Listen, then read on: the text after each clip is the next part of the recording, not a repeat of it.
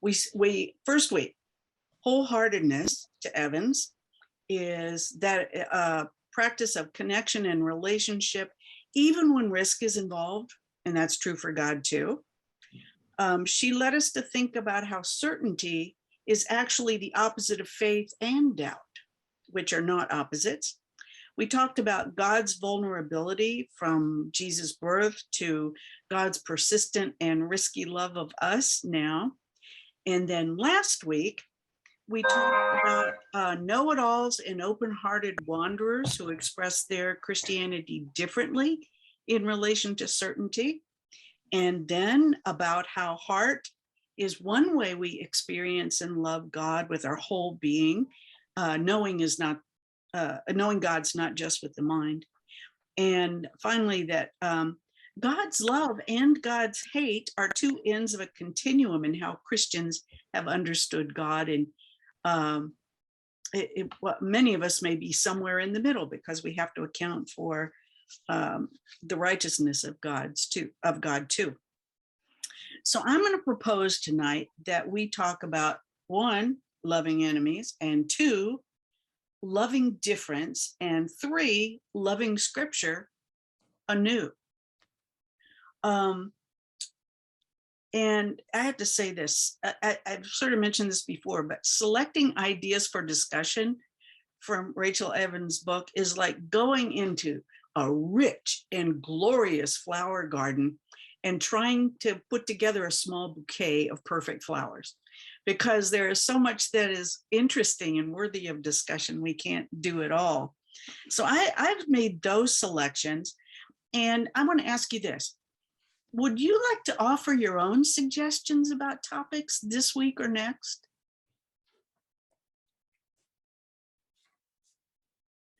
Am I capturing everything you'd ever want to know and discuss? Or do you have other topics? Those of you, I imagine, who are not reading the book page by page, chapter by chapter, may feel less comfortable with that, but we can come and go and meander all over this book if you like. So, is there a groundswell here?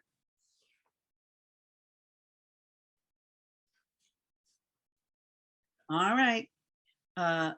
Send me secret messages, put them in the suggestion box if you have topics.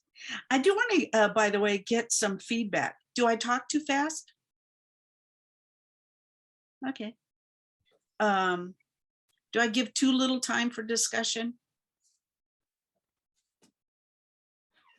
Do I select too many topics for one night? Oh, you're just being nice. You can tell where I'm critiquing myself, right? By what I have done there. Okay, remember, I get course evaluations all the time, and my grade school teachers always wrote in my report card, takes criticism well. So what does that mean? Anytime you want me to do something better, let me know. Rose. I appreciate your springboards of thought more than anything else. It's not just one aim of something. And a lot of times you are hitting on interesting points that I've thought about. And I'm listening to, particularly to Mandy last week and her revelation, I thought was one prong that I thought was significant. And I appreciate that. I appreciate how you're doing this. Thank you. So I don't think there's a wrong. I appreciate your opening possibilities. I'll put it that way. Thank you. Thank you. Was there something else? One of the things that can I suggest a topic for next week? Is that okay if I do? Well, one of the things I noticed from chapter 9, where it talks about cynicism, I thought was it struck a chord with me personally. I think it's I have the Kindle version, so it's I'm not sure what actual page it is, but I I don't know if I can switch back and forth on the app because I'm on my phone, where she talks a lot about she calls it like cynicism is evidence of having given up and given in. Hmm. Cynicism, she calls like calcified anger. Cynicism is your once tender heart that's now calloused and hardened. I've felt that way like the past couple years. Like I grew up going to church, and I just haven't found a community that I think seems like has been working for me, or maybe call me selfish. I don't know. That hasn't felt like has been on the side of justice, at least where I am in Syracuse and New York. So like when I read that, I was kind of bristled by it. I don't know, maybe if that's because I felt called out, or maybe I was like, no, like I've felt hurt by the ways that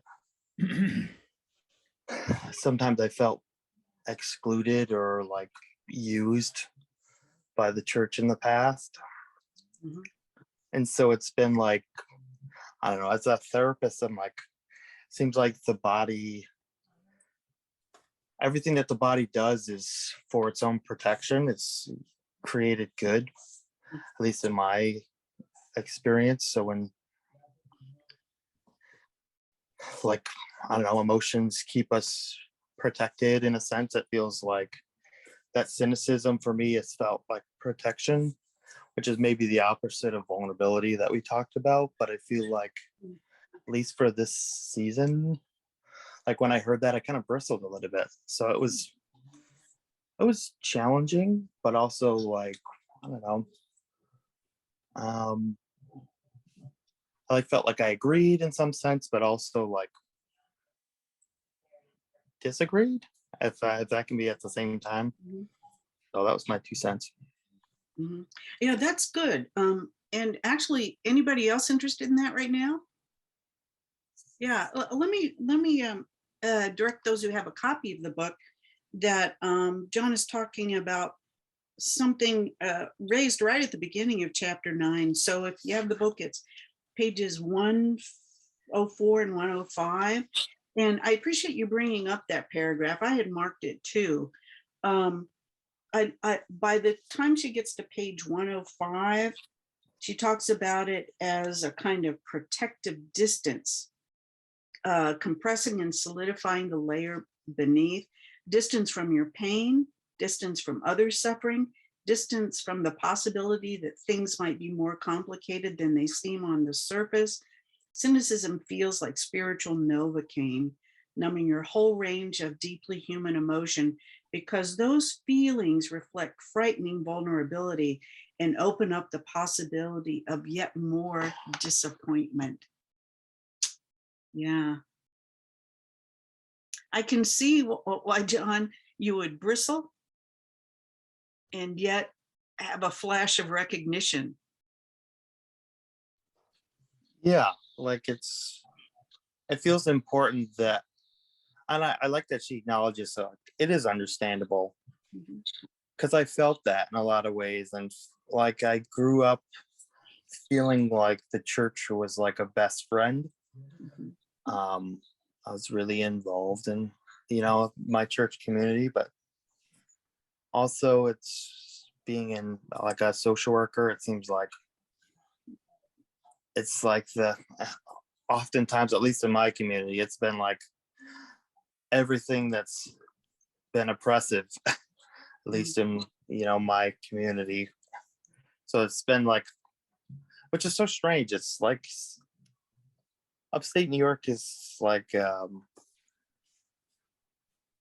it's the birthplace of women's, not birthplace because it's everywhere, but Mhm. like the like women's rights convention was, less than 100 miles from my house. Like there's a lot of, Frederick Douglass was right in Rochester, and like he did remarkable work for racial justice. So there's like a lot of Harriet Tubman's house is like less than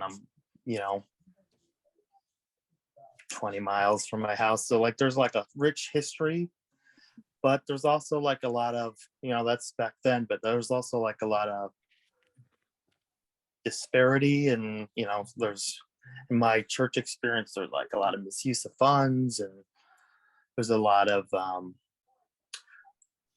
spiritual trauma and spiritual abuse. So there's like such, so like in the cultural context, there's such like a lot of everything, both the good and the bad. So trying to like be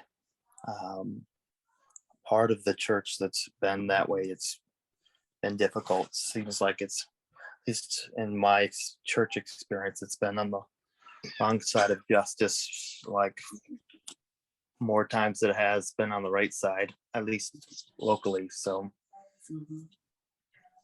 and those of us who hit cynicism, okay, I'm going to have a moment of it here, start to think, for example, when the Southern Baptist Convention expressed regret fairly recently over supporting slavery, I thought to myself, oh, that's way too little, way too late.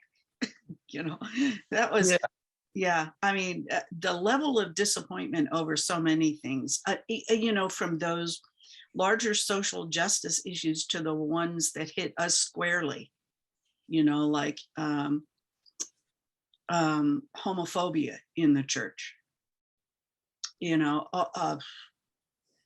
Let me count the ways. I can name as many as would equal some of the great things the church has done. So the church is a disappointing place. Yeah, I have no answers. Just I haven't had a church community in the past couple of years, and it's been largely because of that. It's felt like the churches that are involved, it's even in their position in the community, it's felt like, at least in the communities that I've been a part of in the past, like it's their quote unquote discipleship has been nothing more than just like colonialism, and let's try and take over these people. This kind of like evangelicalism that seeks to recruit you like a car salesman rather than recognize your dignity. Seems like, I try not to be cynical, but it's like I feel like at this point it's protecting me, because it's, the ache is just so real. Like, how can I go to work and work with trans folks and Black trans folks, but like people at the intersection of marginalized communities, talking about their experience in Syracuse being like experiencing such bigotry, and then also see that it's like, it seems like the church has missed those people in the gap somehow. Like they're not addressing like real prevalent needs of poverty that's experienced in this area. It feels like it's like an afterthought. So it's just kind of like, I don't know, like everyone's kind of like self-interested. Maybe I'm just cynical and just I don't know what to feel sometimes. I like the part about the cynicism being a protective mechanism, because to give up our cynicism is to become very vulnerable. And I think oftentimes when we're cynical about something, we are protecting ourselves against what part of that is a part of us still that we really don't want to take a look at. And I was thinking that would be a piece, because I think we have a lot of protective mechanisms that keep us from becoming vulnerable, maybe being overwhelmed or whatever. Like I think Jonathan is saying, just being totally overwhelmed by what's going on. But I think to ask someone to give up their cynicism is to ask them to give up their protective mechanism. And maybe I'm off base there, but I think it takes a lot of vulnerability to look at what stratifications we've built up to protect ourselves. Yeah. Yeah, I told you the story one week about my decision not to go forward with ordination in the Southern Baptist Convention. And I decided I would just go to grad school and get my PhD after seminary at that point. So I packed up my worldly possessions in my Volkswagen Rabbit with the sunroof and no air conditioning and drive across the southern US in June. And I wept all the way across the country because there by myself where no one knew me, I could let go of the cynicism and express the vulnerability without anyone else noticing. There may very well be those of you in this Zoom room who have had that kind of experience of both the cynicism and the vulnerability. I mean, eventually it gave way just to thinking, I will follow my own path. I will outlive those who don't think I should be ordained, and all will be well. But when you're in it, it is painful, it's devastating, and the crust just gets thicker with cynicism. You know about these things, John.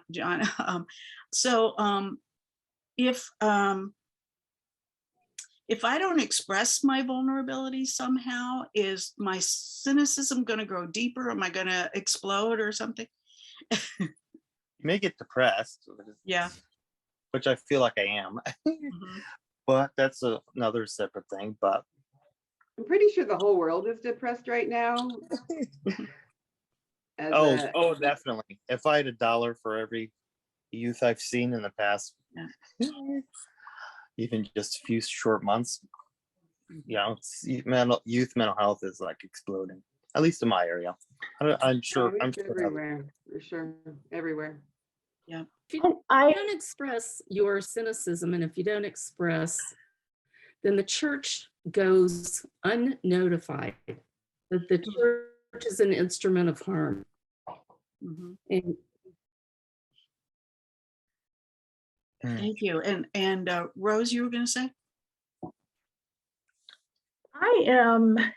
sorry, No, that's all right. I just didn't know if you were finished, or are you finished with what you were started there? I was profoundly moved at Trinity when we went through the reconciling movement, and it was the dedication. I had never felt in my life so welcomed. Ever. I had always kept that part of me, little Rosie, happy at last, away. And I just, yes, I was quite moved. I don't think I had ever felt so accepted just for Rose than at that time. And it was like being, in a wonderful shower of water or something. It was overwhelming, that feeling. Yeah. And for once, I didn't have to put that cover of cynicism or that cover, I'll put it that way, cover on. That's all I was. Yeah. Every local church or congregation has disappointing moments, right? We've been in those churches, but I'm always thankful for the little revolutions. Trinity has seasons of little revolutions, and they're important ones. Just because you're little doesn't mean you're not important, right? So I've always been grateful for that. Fortunately, we have a revolutionary leader right now in Tex. So we can have multiple revolutions going simultaneously here. And I take some hope in that. That sometimes God's kingdom or kingdom really does break through. And we learn to see people, we learn to see Rose and we learn to see John, and not just in spite of who they are, not just ignoring who they are, but precisely because of who they are and what they bring to us.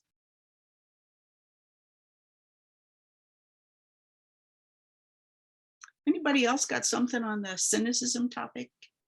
I guess I was thinking about cynicism on how cynicism shows that we care about something Mhm. and that it deeply affects who we are. I mean, and joy does the same thing, but in a sense of if we didn't care, there would be the apathy.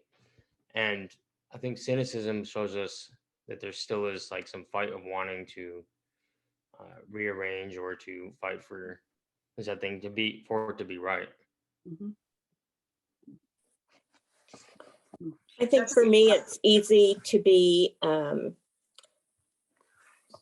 not get lost in the cynicism, but to feel like, especially nowadays, that there's so much going on that we think we need to try and do everything, and there's no way we can. And but we can. I think everybody can at least do one thing, and that's where I get my hope, is that you can't solve every problem, you can't do everything to make things better, but I think each one of us can find that one passion that really moves us and do one thing to try and make it better, and that's what I think helps me when I feel so overwhelmed.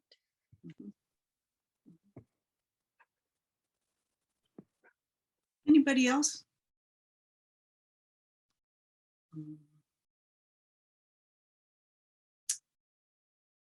Thinking, I had a couple of thoughts. One is reflecting on that very slow process in me of realizing that I was wrong when I thought the church was the place of all the perfect people and I didn't fit in. Step one in my cynicism began about then. But when I came to accept that it's a place full of sinners, as it's supposed to be, as it's designed to be, I could sort of reconcile myself to some failures, but the long-term systemic ones are inexcusable. We should know better, than that. So that I know that was one of my thoughts.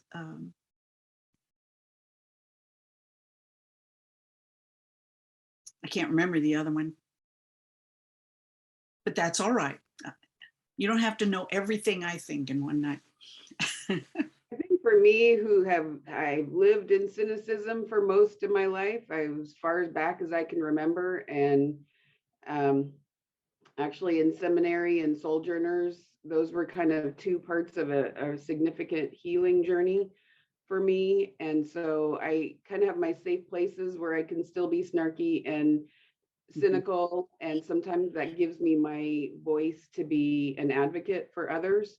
It gives me a little bit more courage than I might be, but it also allows me to continue to be vulnerable in the places where I need to be vulnerable, and with those people I need to be vulnerable, because I can let off steam there, manage my expectations there, and then also go and show up in the right places that I need to be with those softer edges. Thanks, Kelly.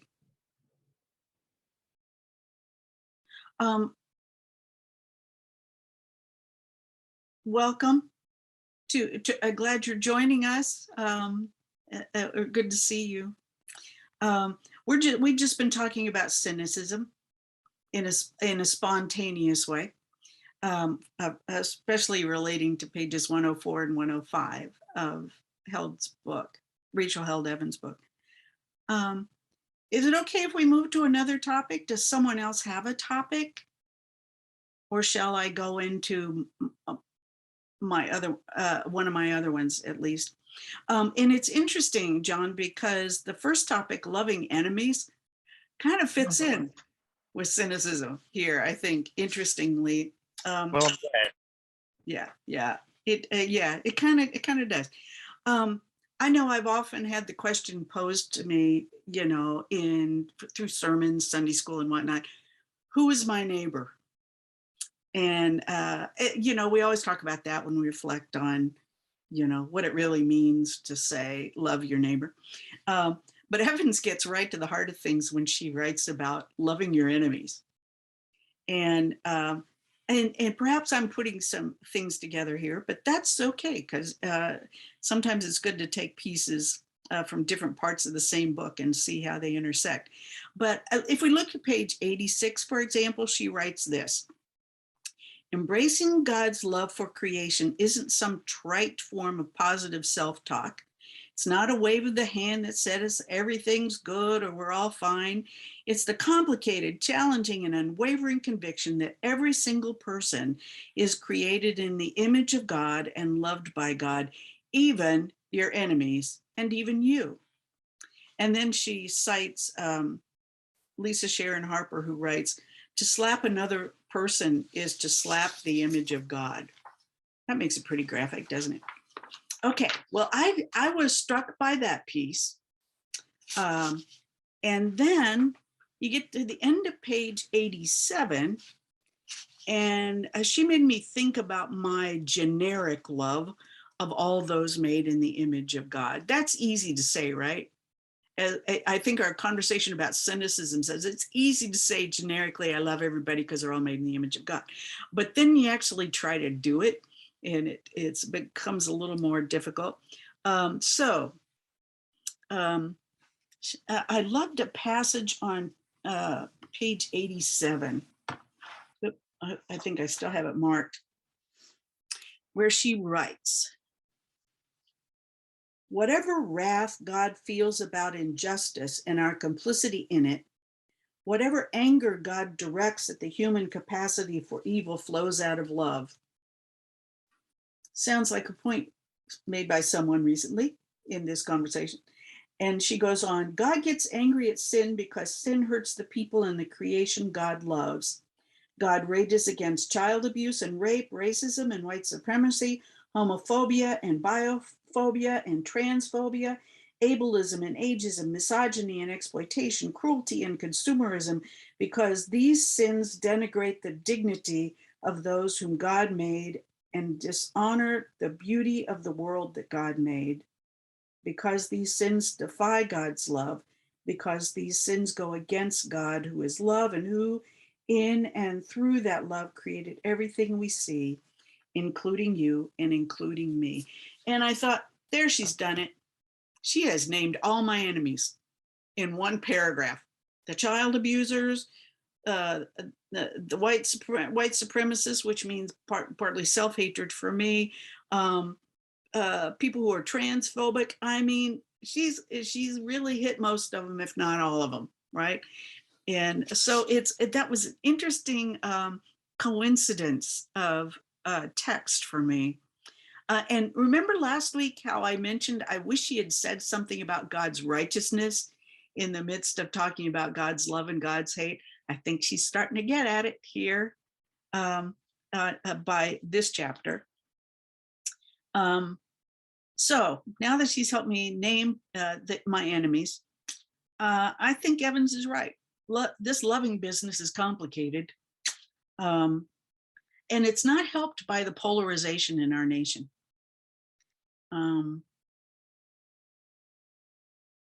because we're pitted against each other as enemies. And if we didn't think of that on our own, the media help us to think that, no doubt. And so, we've got these sides, the homophobes and the homophiles, existing even in our own denomination. And you know what? I'm sure Christian nationalists see me as an enemy, or my kind as an enemy. So let's talk about what it is to see the image of God in people who are our enemies. I'm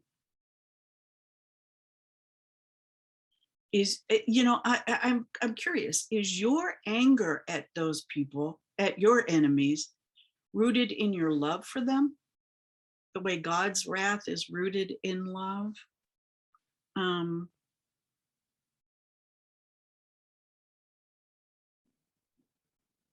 how do you think of doing day-to-day living in a way that shows you see the image of God in your enemies? Or how would you picture that? How would you advise doing that? I think you have to see yourself in some of those. You can't just put a list of things out that you aren't. Mm-hmm. Because of all those things that you aren't, a part of you might be or is. Mm-hmm. And I think when you recognize that, then you can begin to understand that power of God's love for all creation, because you are loved in spite of it. Mm-hmm.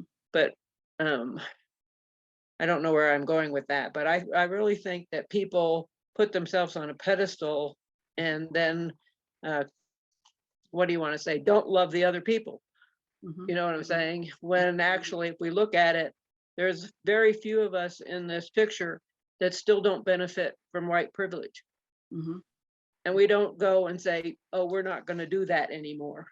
Mm-hmm. Because we live in a culture that makes that happen, and we are a part of it, whether we acknowledge it or not.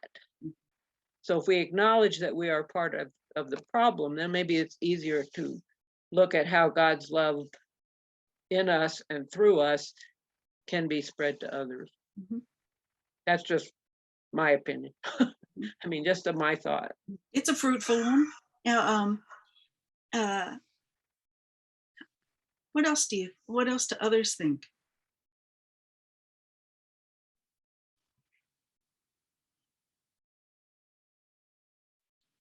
I want to offer an experience that I had recently. I had I'll put it this way, a trip to the hospital. I had a colonoscopy earlier this year. Mm-hmm. And a friend took me to the colonoscopy. And it was early bird, one of these things. It was, and the hospital wanted me to give the number and to talk with the person that was going to pick me up after surgery. Well, the person that took me there was a good friend, a Black friend. And I was real insistent. And, I put on my cell phone and stuff, call me quickly, call me, and it was like a command. Mm. And when I talked with her and we talked about it, she said, first thing she said was slave.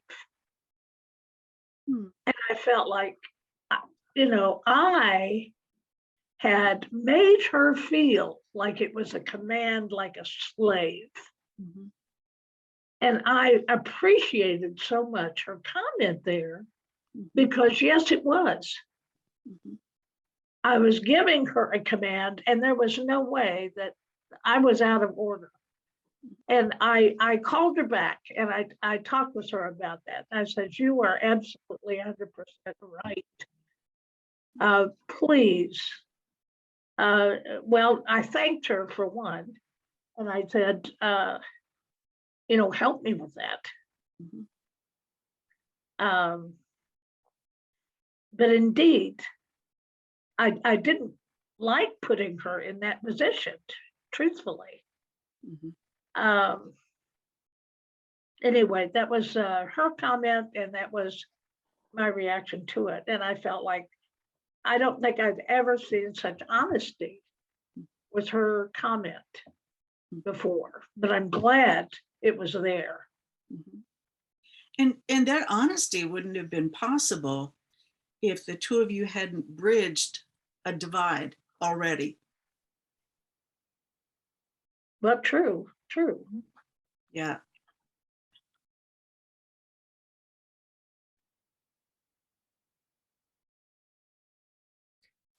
Yeah, the test case for me on this is is Trump, you know, and every time I begin to get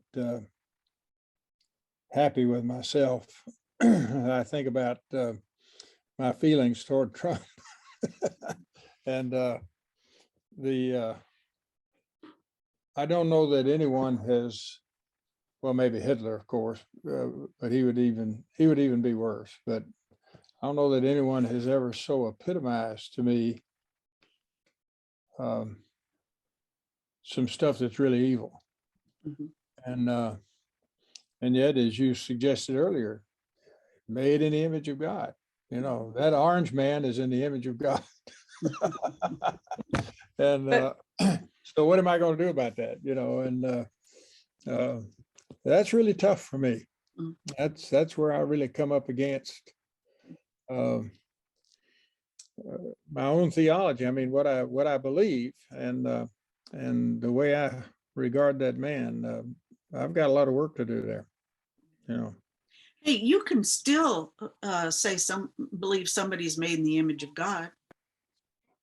But I don't think Trump, I mean, I looked at Trump and I thought he doesn't have anybody in the world that loves him. I think there are a lot of people that use him. Yeah. But when I looked at him, he doesn't even understand himself that he's made in the image of God and loved by God. I mean, to me, that's part of who he is, and that's part of how he treats other people. The only way we can spread the love of God is if we understand that we are loved by God. You know? Yeah. So, I felt called to write him a letter and explain that my thinking to him or my thoughts, and caring about the fact that in every place that I saw him, I saw no one who loved him, not even in his followers and anything. They were all using each other to me. And maybe that goes back to Jonathan's cynicism, but I don't think he sees himself as being loved or lovable, even by God. Yeah. I may be the weirdest one, but I have most people that don't agree with me. I wouldn't be surprised. That would not surprise me that you're right. Yeah. And that's an interesting point. It would be very hard to love someone else as we encounter individuals. I'm not talking about groups. If we don't feel loved ourselves and loved unconditionally. I think that's a really good point. And I think there are a few of us on this call who might remember a sermon from 20 years ago at Trinity when the pastor said, and I'm going to be talking about you for 2 more decades, Tex, too, so you're not left out. But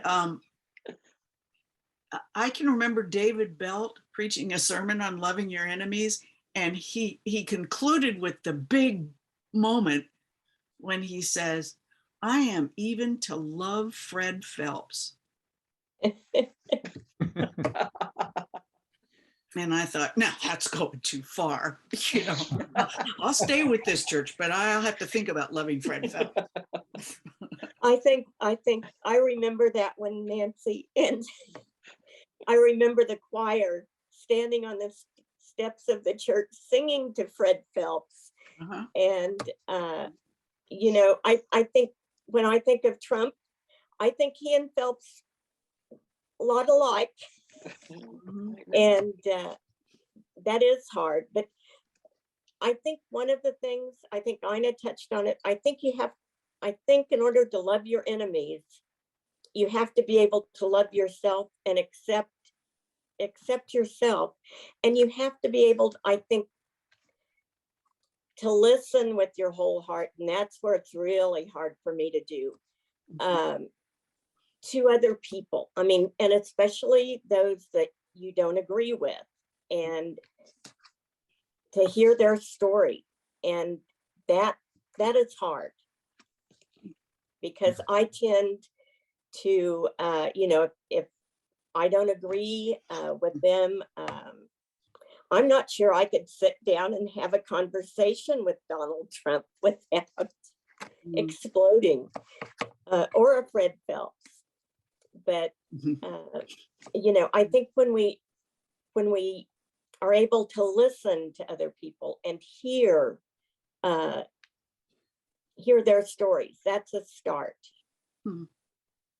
And without this conversation, I would never have said this. So thanks to all of you. But maybe a way in our day-to-day living to figure out loving our enemies is to help each other love ourselves first.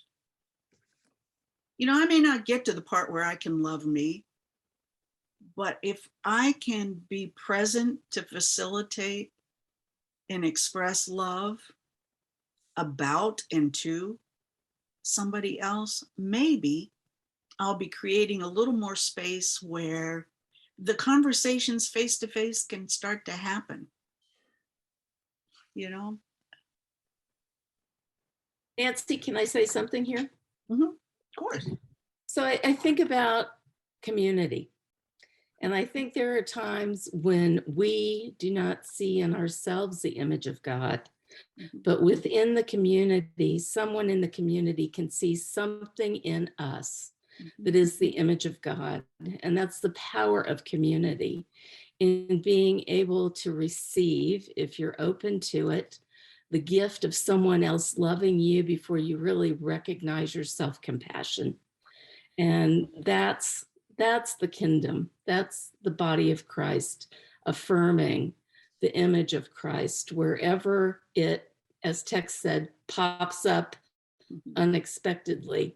And if you tell me that I'm a precious child of God, and I trust you and I love you, I may begin to believe that myself. That's good. That's good.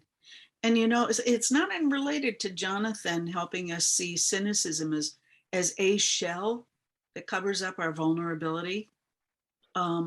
Maybe having enemies is another layer that covers up our vulnerability. Don't know. I'm making this up because you made me think it. So, and play with the idea anyway. Well, I think we have a lot of time left, but let's keep talking. I think in seminary, I remember discussing groups are defined by who they are and by who they are not. And maybe that is. And I find in sincere Christian communities, and I think Trinity is one of them, that we are defined by who we are. And we can move out from that without worrying about who we are not.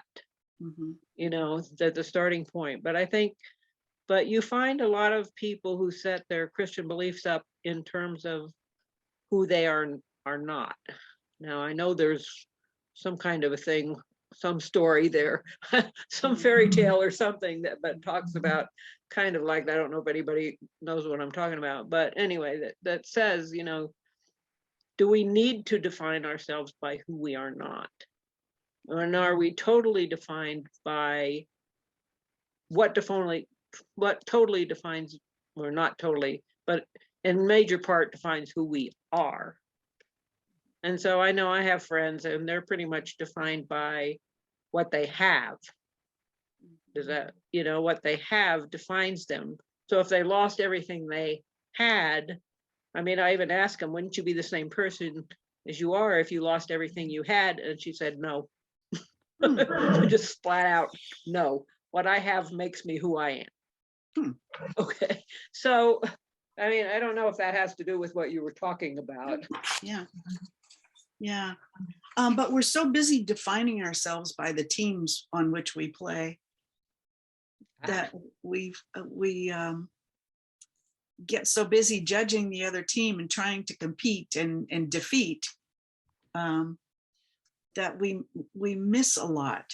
And to respect your time, I'm just going to say quickly that I think the work Evans does on loving differences, you know, by race or class or whatever else, plays into this same discussion, because loving my enemies is loving in the direction of one kind of difference, but loving particularly to those differences is what is really challenging.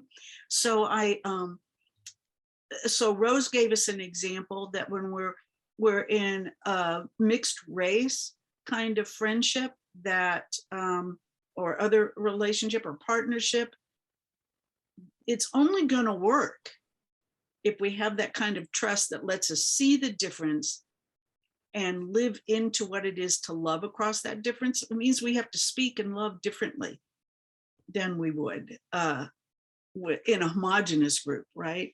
And what if that's true about enemies as well? That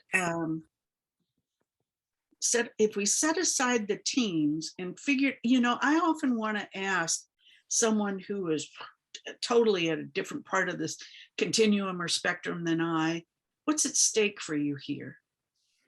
It's kind of like Ina's question, you know, would you be the same person? Except I'm kind of turning it to say, what do you feel like you would lose, or what does it, how would it make you feel really vulnerable if you didn't define yourself as X, Y, or Z? You know what I mean here? If you could just be you, what would be lost in saying Black persons are made in the image of God, trans people are made in the image of God,